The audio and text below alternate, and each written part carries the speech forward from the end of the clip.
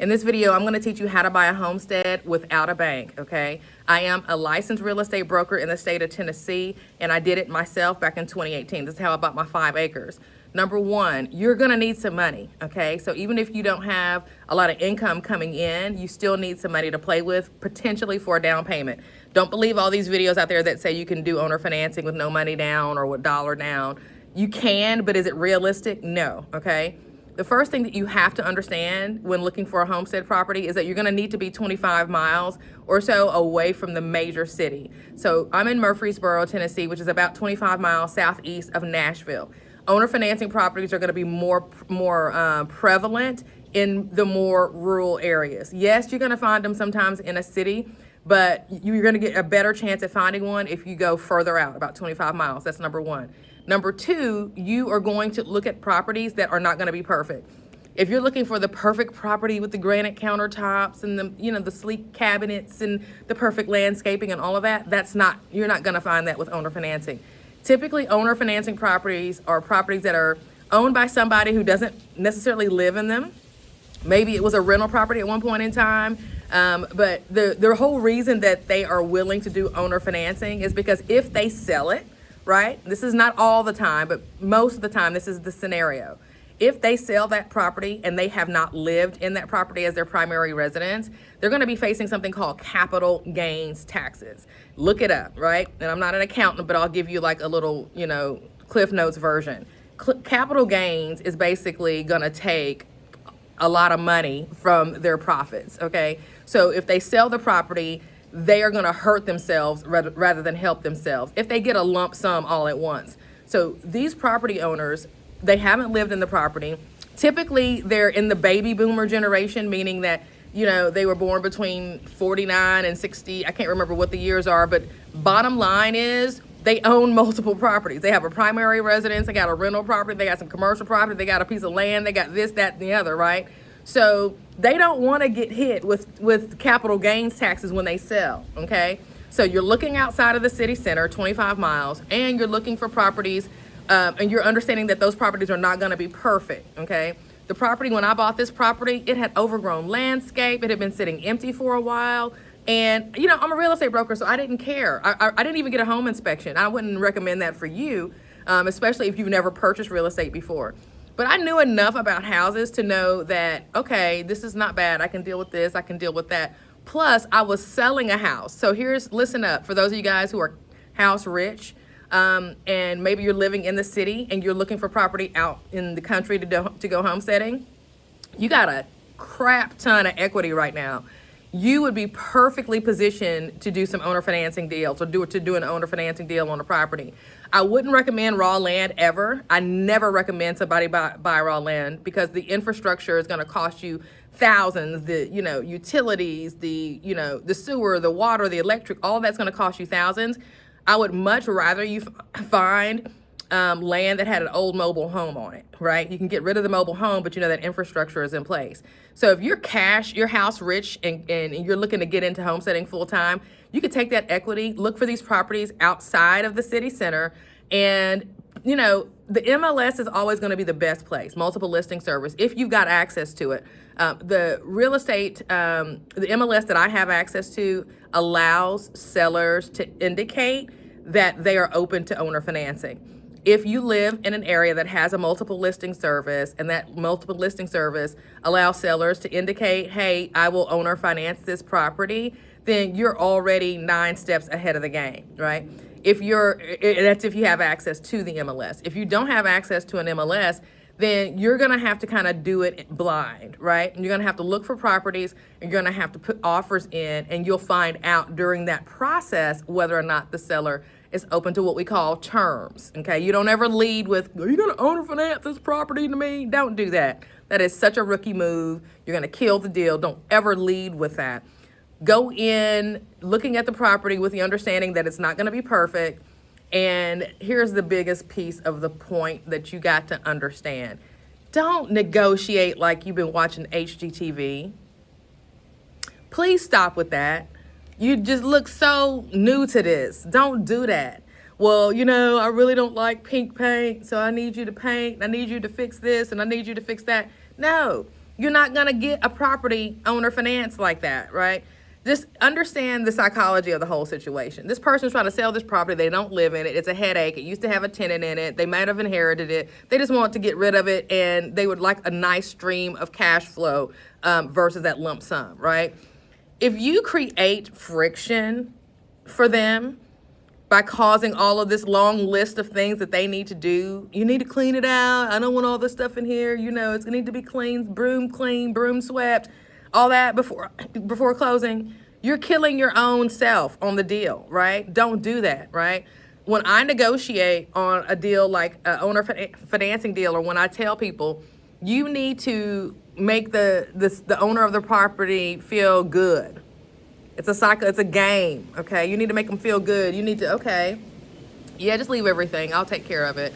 Well, let me ask you this. You know, if I give you everything that, you know, you want as far as your price and, you know, you don't have to fix anything, are you open to terms? Well, I might be. What are you thinking? Okay, that's how that conversation starts, right? You let the owner of the property know that you're not going to be causing problems, right? You're going to come in not negotiating price. You're not going to have this laundry list of repair things that you need to be, you know, addressing. You're not going to be dealing with that, right? Can you fix that fence? You're not doing that on an owner finance property. You're coming in, you're not creating friction, and then once you've stacked all the stuff up, yeah, I'm going to give you your price. No, I'm not going to ask you to fix anything. Yeah, you can leave everything in the house. I'll figure it out. Since I'm doing all of that, are you willing to give me terms? Okay? Psychological warfare in real estate is understanding that when you come in hard, like you know everything, and you're trying to get what you want, you're going to not win in an owner financing deal. This is not a traditional situation, which leads me to the next thing. You can't use, every real estate agent doesn't, all real estate agents aren't created equal, okay? And you could get an agent who's thinking they're doing good for you by going in heavy and hard with negotiations and trying to get $5,000 off the price and all this old jazz, but they're doing nothing but hurting you, friend, okay? A lot of times, you know, they don't teach us owner financing in real estate school. I'm gonna tell you that right now.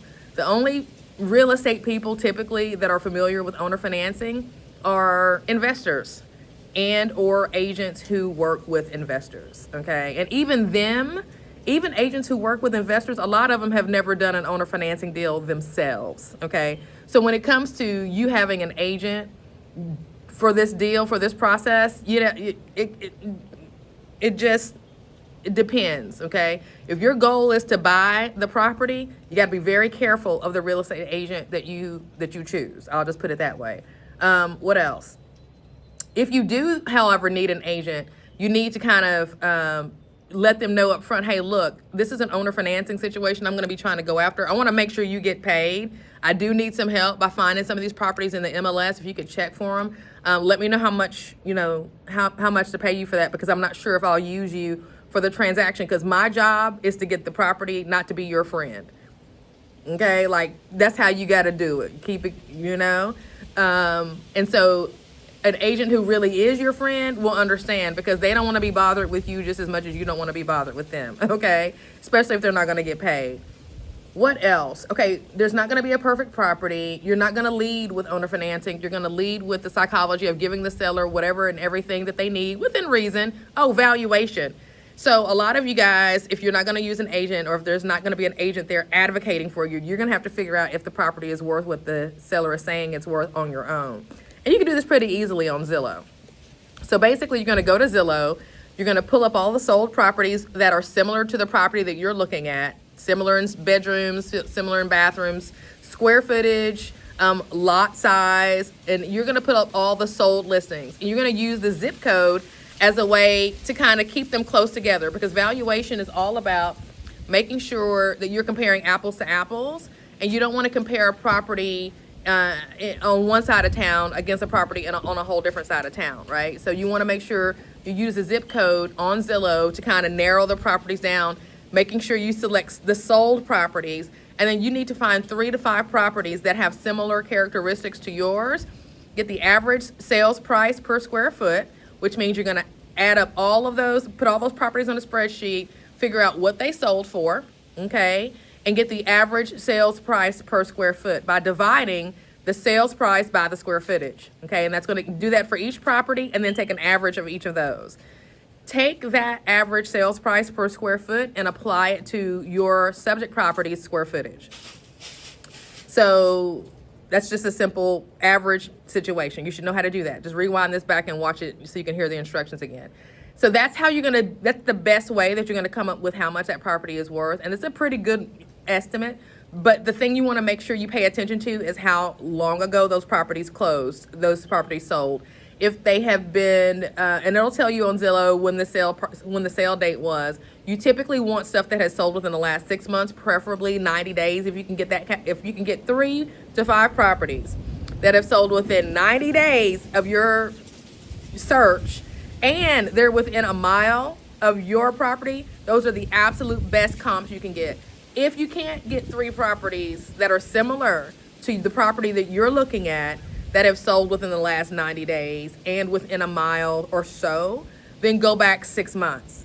And if you can't find 3 to 5 properties in 6 months within a mile, go back 12 months. Before you go outside of that mile, because remember, location is the number 1, 2, and 3 most important thing in real estate. And when you're doing valuation, you don't want to go outside of that location center when you're trying to come up with value.